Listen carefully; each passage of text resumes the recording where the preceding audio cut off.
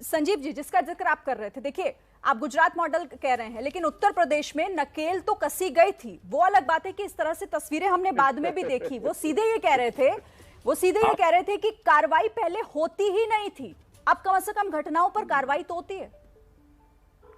आप चार हत्या एक दिन में हो जा रही है, कार्रवाई होती नहीं थी। आज राम राज्य है, आज राम राज्य है, ये राम राज्य चार दिन के साथ हत्या हो जा रही है। आरपी सिंह जी, एक मिनट इनकी सच्चाई दिखा दूं।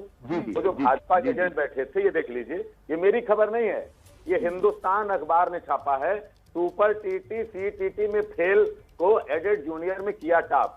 ये वो लोग हैं, जब अभ्यर्थी बताइए तो फेल है उसको टॉप कराया जा रहा है जूनियर एडेड जूनियर उस अध्यापक की भर्ती में। इसकी बात प्रयागराज के छात्रों ने उठाई तो लाठियों से पीट दिया गया और ये जांच बंद करा दी गई। हमने इसीलिए कहा ऐसे व्यक्ति को यहाँ पे लेखपाल बना दिया जाता है। और बाबा जी ट्वीट करते हैं योगी आदित्यनाथ के ट्विटर हैंडल से कि जो न परीक्षा दिया न फॉर्म दिया। अब बताइए ऐसे भ्रष्टाचार की जांच कैसे होगी। और रही बात अगर इनके सुशासन की बात, क्योंकि ये वो लोग हैं, अभी जेवर में हवाई अड्डे का उद्घाटन किया, वहां पे तो बताइए कितनी शर्म हुई कि चीन के बीजिंग का और पता चला कि साउथ कोरिया के इंचियोन का डाल दिया। कौन किया?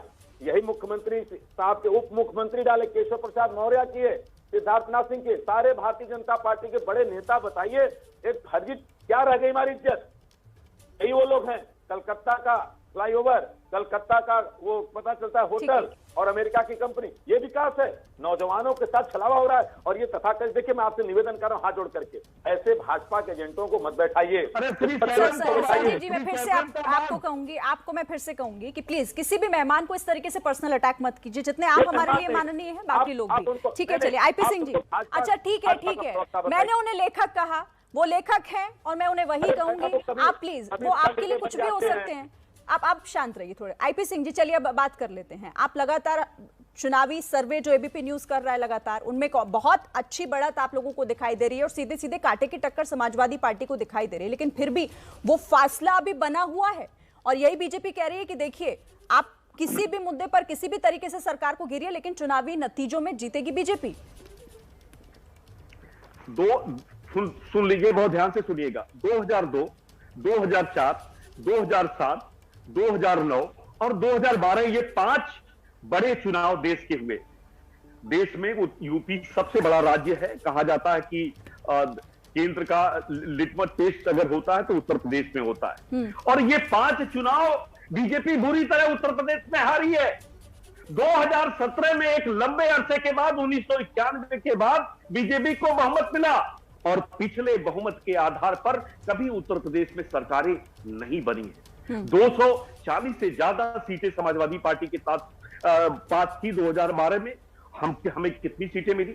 बीजेपी के पास 42 सीटें थी, 312 सीटें मिल गई। मायावती जी के पास वही 2007 में 205 सीटें मिली। उसके बाद आज उनको 18 सीटें थी, आज वो 4 सीटों पर है। कभी उत्तर प्रदेश में चुनाव का पिछले परिणाम से कभी टैली नहीं की जा सकती। इसलिए उत्तर प्रदेश के 40 वर्षों का इतिहास है कि कभी सत्ता ने वापसी नहीं करी है, कभी वापसी नहीं करी। 1977 से लेके आज तक आप देखेंगी तो कभी वापसी नहीं हुई है। इसलिए बीजेपी गलतफहमी में है। हाथ जोड़कर प्रार्थना है कि हमारे राष्ट्रीय अध्यक्ष जी जब निकल रहे हैं उसका कैमरा टाइट नहीं खोलकर जनता को, देश को दिखाइए। और बीजेपी के गृह मंत्री, प्रधानमंत्री योगी आदित्यनाथ और अजय सिंह बिष्ट, श्री राजनाथ सिंह जी और तथा जितने आए सबको दिखाइए और हकीकत दिखा दीजिए कि जनता। देखिए हम हमेशा हकीकत दिखाने का काम करते हैं आईपी सिंह जी। वो अलग बात है कि अलग अलग चश्मे से अगर आप भी देखेंगे तो आपको भी उतना ही दिखाई देगा। बहरहाल आप सभी हमारे साथ जुड़े, बहुत बहुत धन्यवाद हमारे साथ जुड़ने के लिए इस चर्चा में।